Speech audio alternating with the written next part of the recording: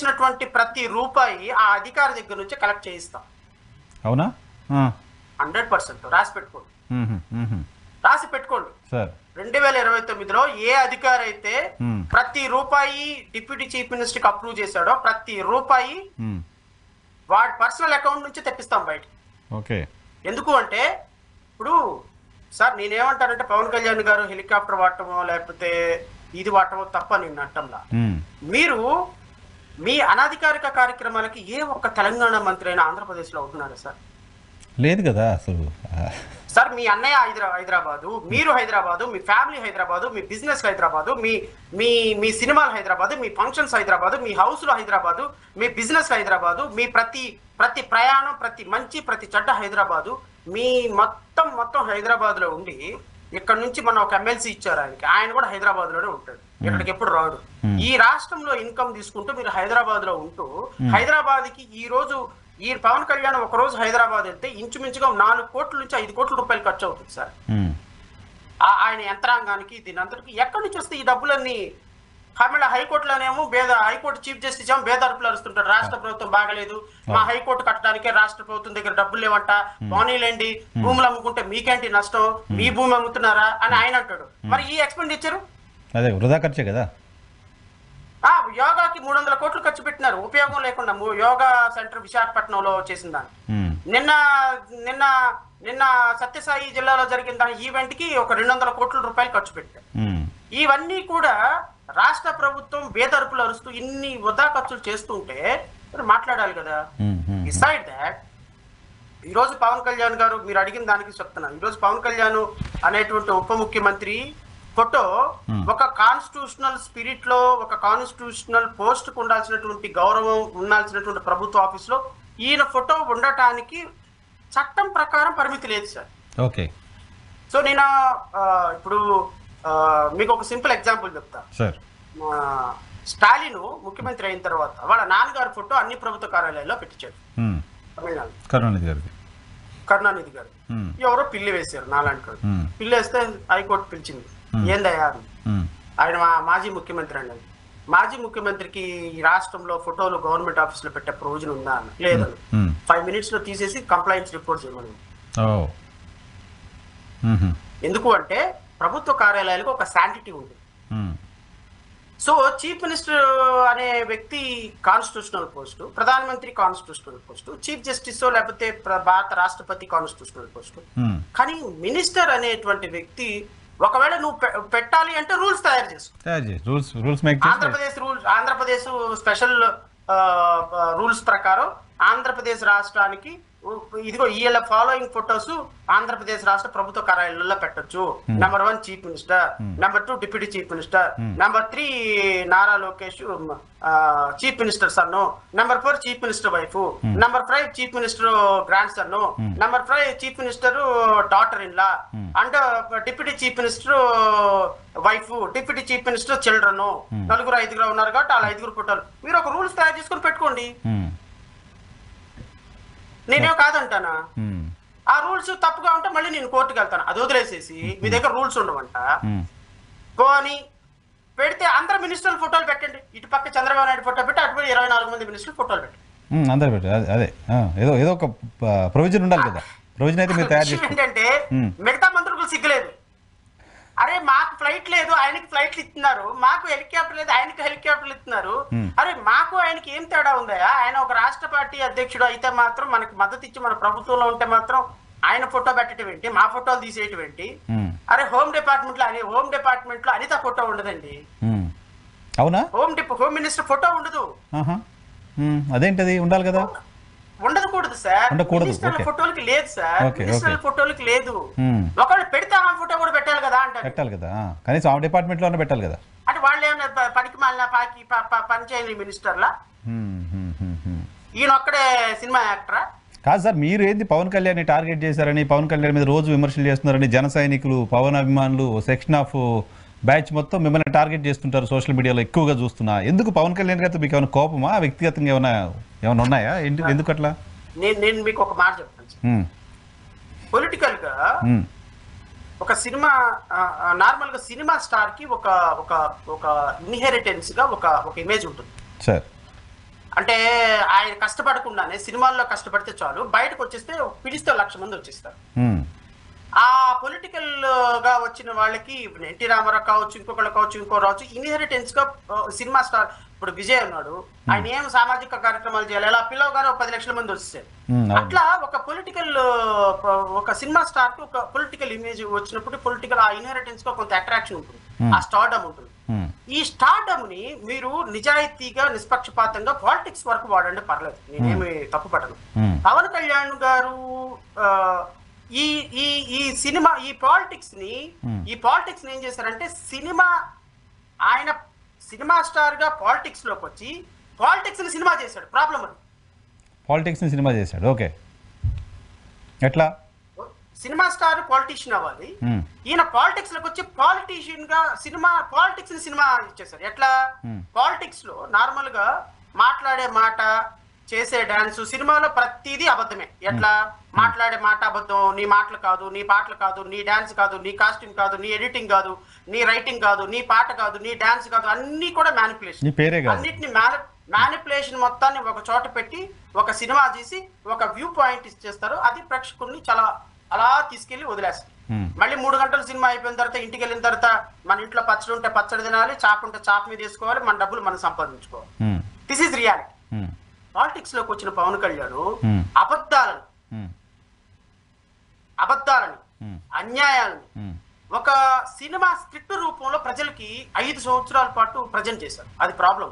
Okay, మాట్లాడే మాట అబద్ధం, చేసిన వాగ్దానం అబద్ధం, అరిచిన అరుపు అబద్ధం, చేసిన వాగ్దానాలు అబద్ధం, ఇచ్చిన హామీలు అబద్ధం, నడిచే నడక అబద్ధం, మాట్లాడే మాట అబద్ధం, పీల్చే శ్వాస అబద్ధం, ఇచ్చిన మాట అబద్ధం, తిట్టిన తిట్టు కూడా అబద్ధమే. ఆయన ఓకే ఒక్కటి కూడా కరెక్ట్ కాదు, ఆయన ఏది కాదు. ఇది రాజకీయాలకి చాలా తప్పు. ఓకే, మోడీని తిట్టాడు, పచ్చిబూతులు తిట్టాడు, మళ్ళీ మోడీ. చంద్రబాబు నాయుడు పచ్చిబూతులు తిట్టాడు, మళ్ళీ చంద్రబాబు నాయుడు. నారా లోకేష్ ని పచ్చిబూతులు తిట్టాడు, మళ్ళీ నారా లోకేష్. జగన్మోహన్ రెడ్డి ప్రభుత్వ హయాంలో 30,000 మంది అమ్మాయిలు మిస్ అయ్యారన్నారు, అబద్ధం. జగన్మోహన్ రెడ్డి హయాంలో నేను వస్తే 30,000 మంది అమ్మాయిని తెస్తా అన్నాడు, అబద్ధం.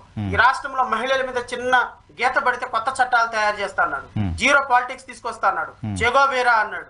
ఈ రాష్ట్రంలో స్వామి వివేకానంద అన్నాడు, డాక్టర్ బిఆర్ అంబేద్కర్ అన్నాడు, అసలు నాకు కులం లేదు మతం లేదు అన్నాడు. మొత్తం ఈ రోజు సనాతన ధర్మానికి నేనే ప్రతీకని అంటున్నాడు. మీరు ఒక్క మాట చెప్పండి సార్, పవన్ కళ్యాణ్ 2011 రాజకీయాల్లోకి వచ్చిన దగ్గర నుంచి ఈ రోజు వరకు స్టాండ్ బై గా ఉన్నటువంటి ఒకే ఒక్క మాట ఆయన నిలబడి ఉన్నాడు సార్. ఒక్క మాట చెప్పండి, మీరు సీనియర్ జర్నలిస్ట్ గా, నేను పవన్ కళ్యాణ్ గురించి మాట్లాడు. కాదు సార్, ఏ రాజకీయ నాయకులు ఉంటారు? చంద్రబాబు నాయుడు మోడీని తిట్టారు, మళ్ళీ కలిశారు, మోదీ చంద్రబాబుని తిట్టారు, మళ్ళీ కలిశారు. ఎస్, పవన్ కళ్యాణ్ చంద్రబాబు నాయుడు మోడీని తిట్టాడు, మోడీని కలిశారు, అంతవరకు 1-2 ఎక్స్క్యూజ్ చేయొచ్చు. 100కి 100 అబద్ధమే అనేది నా బాధ. ఓకే, మొత్తం అబద్ధాలే ఉన్నాయి, నిజాలేం లేవు అని కొద్ది కాతే కొంచెమన్నా. ఇప్పుడు చంద్రబాబు నాయుడు ఏ రోజు కూడా నేను సనాతన ధర్మానికి ప్రతీక అనలా, నేను చెగోవేరా అనలా, నేను అంబేద్కర్ అనలా, నేను ఎస్సీ ఎస్టీల కోసం ప్రాణం పెడతానల్లా, నేను ముస్లిం ఫ్యామిలీలో పుట్టానల్లా, నేను బీసీల కోసం చేస్తానల్లా, నేను అసలు రాజకీయాల్లో కులం లేదురా అనలా. అంటే ఈ రోజు మాట్లాడిన దానికి రేపటికి రేపు స్టేట్మెంట్ మారొచ్చు కానీ సిద్ధాంతమే మారింది పవన్ కళ్యాణ్ గారిది మొత్తం అండి. వాట్ నాట్ సార్, ఆయన డ్రెస్సెస్ ఇప్పుడు ఈ రోజు టీ షర్ట్ వేసుకుంటాడా, రేపొద్దున మళ్ళీ పంచగట్టుకుంటాడు, మళ్ళీ రేపొద్దున కుర్తా ఫైజ్ వేసుకుంటారు. అంటే డ్రెస్సింగ్ సెన్స్ గురించి నేను మాట్లాడటంలా, మన మైండ్ ఆలోచనలు ఎలా ఉంటుందో మన డ్రెస్ సెన్స్ కూడా అలాగే ఉంటుంది. స్టెబిలిటీ లేదు. ఈ రోజు తీసుకున్న నిర్ణయం రేపు ఉంటుందో లేదో తెలియదు, రేపు తీసుకున్న నిర్ణయం ఎల్లుండి ఉంటుందో లేదో తెలియదు, ఈ రోజు సిద్ధాంతం రేపు ఉంటుందో లేదో తెలియదు, ఈ రోజు మాట్లాడిన మాట రేపు ఉంటుందో లేదో తెలియదు. ఇది రాజకీయాల్లో నీకున్న ఒక స్టార్డమ్ను వాడుకొని రాజకీయాలను పొల్యూట్ చేసేసేసి రాజకీయాలంటే ఇంతేనే అనేటువంటి ఒక యావగింపు కల్పించే విధంగా సినిమా స్టోరీ లాగా డ్రెస్ నీది కాదు, మాట నీది కాదు, పాట నీది కాదు, ఈ విధంగా రాజకీయాల్లో స్క్రిప్ట్ రాసుకొని వచ్చి అరిచి రంకెలు పెట్టి ఒక ఎమోషనల్ స్టేట్ ఆఫ్ మైండ్ లోకి ప్రజలను తీసుకుని వెళ్ళి వదిలేసేసి ఈ రోజు రాష్ట్రంలో కనపడకుండా పోయారు. మీరు గత 5 ఏళ్ళు జగన్మోహన్ రెడ్డిని తిట్టారు, జగన్మోహన్ రెడ్డి చేసిన విధానాలను తిట్టారు, పాలసీస్ని తిట్టాను, అదే జగన్మోహన్ రెడ్డిని తిట్టాను, సర్కారు తీసుకున్న నిర్ణయాలు, పాలసీస్ని తిట్టిన సర్కారు తీసుకున్న నిర్ణయాలని, కూటమికి సంబంధించిన నిర్ణయాలను సమర్థించారు. అప్పుడు అమరావతి విషయంలో కావచ్చు, మిగతా చాలా ఇష్యూస్లో. సో ఇప్పుడు శ్రవణ్ కూడా మారిపోయాడు కదా, అప్పుడు అట్లున్నాడు శ్రవణ్, ఇప్పుడు ఇట్లా అయిపోయాడు, వైఎస్ఆర్ కాంగ్రెస్ పార్టీ కోసం పనిచేస్తున్నాడు. మీరు ఒకటి ఆలోచించండి, 2018లో చంద్రబాబు నాయుడు మీద వాళ్ళ నారా లోకేష్ మీద 25,000 కోట్ల రూపాయలు అవినీతి చేశారని కేసు వేసినాడు.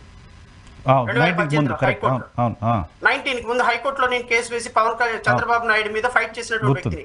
2019 నుంచి 24 వరకు ఇమ్మీడియట్ గా టర్న్ అయిపోయినా. ఎందుకు టర్న్ అయిపోయినాను అంటే నా టార్గెట్ ప్రతిపక్షం మీద కాదు సార్, నా టార్గెట్ ఎప్పుడు కూడా పాలక పక్షం మీద ఉండాలి. ప్రభుత్వాలను ప్రశ్నించడం అనేది శ్రవణ్ నైజం. ఇప్పుడు చంద్రబాబు నాయుడు గారు ముఖ్యమంత్రిగా దిగిపోయి ఇప్పుడు జగన్మోహన్ రెడ్డి ముఖ్యమంత్రి అయితే మళ్ళీ నా ఫైటింగ్ జగన్మోహన్ రెడ్డి స్టార్ట్ అవుతుంది. క్లారిటీ కావాలి. నేను నా పోరాటం నేను జగన్మోహన్ రెడ్డి తోటి నేను ఇప్పుడు కలిసి ప్రయాణం చేస్తున్నానంటే జగన్ అన్ని మంచి చర్యలు చేశాడనా కాదు, పాలక పక్షం మీద ప్రతిపక్షాలన్నీ కలిసి పోరాటం చేయాలనేది డెమోక్రసీ. I always believe. ఈ రోజు నేను పవన్ కళ్యాణ్ ని ఇప్పుడు ఈ రోజు నేను జగన్మోహన్ రెడ్డిని తిట్టుకుంటా వాళ్ళని తిట్టుకుంటా చేయగలుగుతానా? ఈ రోజు నేను ఫైట్ చేయాలి అంటే ప్రతిపక్షాలన్నీ ఒకటవ్వాలి, అమరావతి రైతుల గురించి ఫైట్ చేయాలి, ప్రతిపక్షాలన్నీ ఒకటవ్వాలి. ఇప్పుడు పీపీపీల మీద పోరాటం చేస్తున్నాం, జగన్మోహన్ రెడ్డి నేను అందరం కలిసి పోరాటం చేయాల్సిందే కదా. రాజకీయాల్లో పాలక పక్షాన్ని టార్గెట్ చేసి ఎప్పుడైనా ఒక ఉద్యమం చేయాలి, రాజకీయాలు ప్రయత్నం చేయాలి తప్ప నువ్వు గత ప్రభుత్వం ఏమో జగన్మోహన్ రెడ్డిని తిట్టి ఇప్పుడేమో మళ్ళీ చంద్రబాబు నాయుడు తిట్టకుండా మళ్ళీ నేను చంద్రబాబు నాయుడు దగ్గరికి వెళ్తే నాది రాజకీయ పార్టీ ఎట్లా అవుతుంది? రైట్. ప్రజలకు సంబంధించి ప్రభుత్వాలు చేస్తున్న తప్పుల్ని ప్రశ్నించడం అనేది point. That is the agenda. అందువల్లే కదా పవన్ కళ్యాణ్ గారికి నాకు వ్యక్తిగతమైన ఎజెండా ఏముంటుందండి, రాష్ట్ర రాజకీయాలని ఈ విధంగా చెప్పినటువంటి మాట మర్చిపోయి షార్ట్ టర్మ్ మెమరీ లాగా గజనీ లాగా ప్రవర్తిస్తున్నటువంటి రాజకీయాల వల్ల మీరు రేపొద్దున ఎవరైనా ఒక మంచి మాట చెప్పినా మాలాంటి వాళ్ళు వచ్చి చెప్పినా వినే పరిస్థితి ఉండదు ప్రజలు. ఇట్లాగా నీకంటే పెద్ద ఎక్కువ చెప్పాడు పవన్ కళ్యాణ్, ఆయనే వెళ్ళిపోయినాడు, మీరేందే అంటారు. సో రాజకీయాలని కొద్దిగా కల్మషం లేకుండా మాట్లాడేటప్పుడు బాధ్యతగా మాట్లాడు, ఇచ్చిన వాగ్దానం ఆలోచించుకోనివ్వాలి. ఈ ట్రాన్స్పరెన్సీ, ఈ అకౌంటబిలిటీ రాజకీయాల్లో లేకపోతే రాజకీయాలు అనేవి కేవలం ఒక సినిమాటిక్ స్టోరీ లాగా, నాకు ఒక ఫేస్ వాల్యూ ఉంది కాబట్టి నా దగ్గర ఒక 100 కోట్లు ఉన్నాయి కాబట్టి నేను ఎన్ని అబద్ధాలైనా చెప్తాను, నేను ఇప్పుడు మన విజయ్ తమిళనాడులో 39 మంది మరణానికి కారణమైనాడు, అదొక స్టంట్, సినిమా స్టంట్ లాగా చేసి కారణమైనాడు. అలాంటి వ్యక్తి రేపు ఉప ముఖ్యమంత్రి ప్రజలు చేస్తారనుకో వాళ్ళ కారణం ఇంకంతే. ఇప్పుడు ఈ రాష్ట్రంలో అక్కడ విజయ్కి ఇక్కడ పవన్ కళ్యాణ్కి పెద్ద తేడా ఏం లేదు, అందరు సినిమా వాళ్ళే. సినిమా వాళ్ళ ఆలోచన విధానమే, సినిమా వాళ్ళ మ్యానిపులేషన్ పాలిటిక్స్, ప్రశాంత్ కిషోర్ లాంటి దుర్మార్గులు వచ్చి ఇట్లాంటి వాళ్ళందరినీ ప్రొజెక్ట్ చేయడానికి మ్యానిపులేటెడ్ పాలిటిక్స్ చేసి రాష్ట్ర రాజకీయాలను కలుషితం చేశారు కాబట్టి రాజకీయాలు ఇట్లా సచ్చినాయి. సో సినిమా వాళ్ళు ఎవరు రాజకీయాలకు పనికిరారని చెప్పదలుచుకుంటున్నారా? నో, సినిమా వాళ్ళు ఎవరు రాజకీయాలకు పనికిరారు. సినిమా వాళ్ళు సినిమాని సినిమాగా చూడండి, రాజకీయాల్లోకి వచ్చి సినిమా స్టోరీలు చేయొద్దు, సినిమాలు చేయొద్దు, రాజకీయాల్లో సినిమా చేయొద్దు. అల్టిమేట్ గా నా బాటమ్ లైన్ అయితే అది. రాజకీయాలు చేయండి, సినిమాల్లో సినిమాలు చేయండి, అక్కడ చేయకండి. లాస్ట్ మాట చెప్తాను సార్. ఎన్టీ రామారావు గారు వచ్చారు. ఎన్టీ రామారావు గారు ఈ దేశంలో ఆయన తీసుకొచ్చిన సంస్కరణలు ఒక ముఖ్యమంత్రి ఇంకొక ముఖ్యమంత్రి చేయాలి. అలాంటి మహానుభావులను మనం ఎలా తప్పుపడతాం? డెఫినెట్ గా రాజకీయాలు సాధారణ జనాలకు కూడా రాజకీయాలు తెలిసేలా చేశాడు, మండల వ్యవస్థ తీసుకొచ్చారు, బీసీలకు అధికారాలు ఇచ్చారు, చాలా చేశారు ఆయన. ఎన్టీ రామారావు గారి నోటు నుంచి ప్రాథమికమైనటువంటి ఆధారాలు లేకుండా ఒక ఎలిగేషన్ లేదు ప్రతిపక్షం మీద ఈ రోజు వరకు కూడా. ఆయన నేను చాలా తక్కువగా ఫాలో అయినా, నాకు తెలీదు, కానీ ఆయన నేను కొద్దిగా స్టడీ చేసిన తర్వాత నాకు తెలిసింది ఏంటంటే ప్రాథమికమైనటువంటి ఆధారాలు లేకుండా ఒక మాట మాట్లాడితే పవన్ కళ్యాణ్ మాటకి ఏదైనా విలువ ఉందండి ఈ రోజులో? Seize the ship. ఏమైంది seize the ship? Seize the ship ఏమైపోయింది? రాష్ట్రంలో ఆయన చెయ్యని ఎలిగేషన్ లేదు మంత్రుల మీద. ఏ మంత్రుల మీద ఎలిగేషన్స్ ఒక్కటన్నా ప్రూవ్ చేశారా? సో కాబట్టి పవన్ కళ్యాణ్ గారిని నేను రిక్వెస్ట్ చేసేది ఏంటి, వాళ్ళ అభిమానులు రిక్వెస్ట్ చేసేది ఏంటి అంటే, నాకు వ్యక్తిగతమైనటువంటి పవన్ కళ్యాణ్ గారి మీద నేనెవరు నన్ను కోపం పడడానికి, నా స్టేజ్ ఏంటి, నా స్థాయి ఏంటి కాదు. ఇలాంటి వ్యక్తులు అబద్ధాలు చెప్పటం ప్రజాస్వామ్యానికి, పాలిటిక్స్ కి మంచిది కాదు. ఆయన అబద్ధాలను నేను ఎక్స్పోజ్ చేస్తాను. పొలిటికల్ పార్టీగా మీ వర్షన్ మీరు మీ విధానం మీద చెప్పుకుంటూ వెళ్తారు, అంతే కదా? Right sir, thank you very much Shravan గారు సమయం కేటాయించినందుకు. ఇది శ్రవణ్ గారితో స్పెషల్ రియాలిటీ చెక్ చూస్తూనే ఉండండి.